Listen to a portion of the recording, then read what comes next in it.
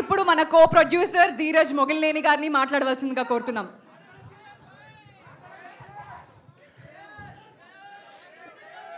నిన్నే సినిమా ఒక నలుగురు చూశారు. నలుగురు బయటికి వచ్చిన తర్వాత ఎస్కేఎన్ గారితో కల్ట్ సినిమా మళ్ళీ తీసామన్నారు. అప్పటి నుంచి ఎస్కేఎన్ గారు అసలు ఎవరి మాట వినట్లేదు.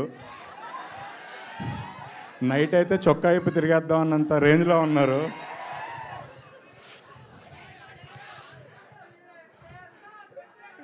నిజంగా చెప్తున్నా, నేను చాలాసార్లు చెప్పాను, మళ్ళీ ఈ ప్రేమ కథ, ఇలాంటి ప్రేమ కథ తెలుగు సినిమా ఇండస్ట్రీలో ఇప్పటివరకు రాలేదు.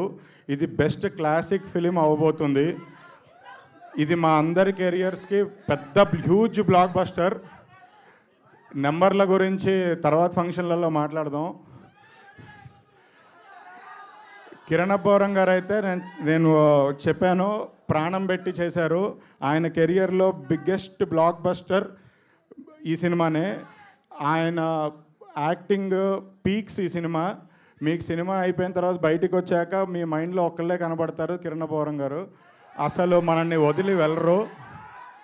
సినిమాలో ఒక డైలాగ్ ఉంటుంది, అది ఆయన చెప్తారు. బట్ అలానే అసలు ఈ సినిమా చూసిన తర్వాత ఆడియన్స్ని మైండ్లోంచి హీరో వదిలేసి వెళ్ళడు.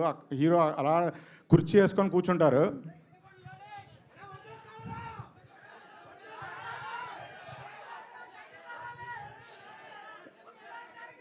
లాస్ట్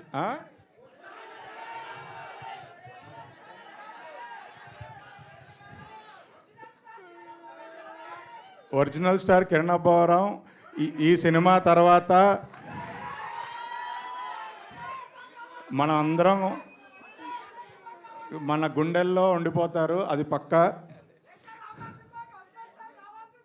ఒరిజినల్ స్టారా? వేసేద్దాం, వేసి పడేద్దాం.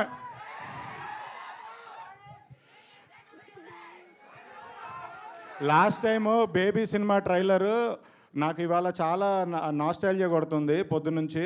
Last time baby cinema trailer 1 day ముందు ట్రైలర్ రెడీ అయింది. ఎక్కడ లాంచ్ చేద్దామంటే త్రిపుల్ అడిగాం. అప్పుడు కూడా స్క్రీన్ 1 స్క్రీన్ 5 అడిగాం, లేదు దొబ్బేయమన్నారు. ఆ రోజు కూడా స్క్రీన్ 3 ఇచ్చారు.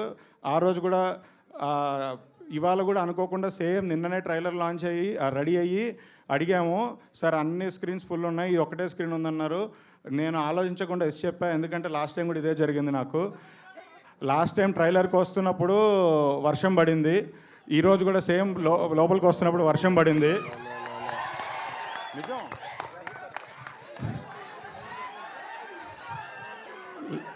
సో అసలు ఈసారి కూడా 100 ఆల్రెడీ చూసాం బ్రదర్, 100కి మించి వెళ్దాం, అప్పుడే కదా మనం ఏంటో తెలిసేది.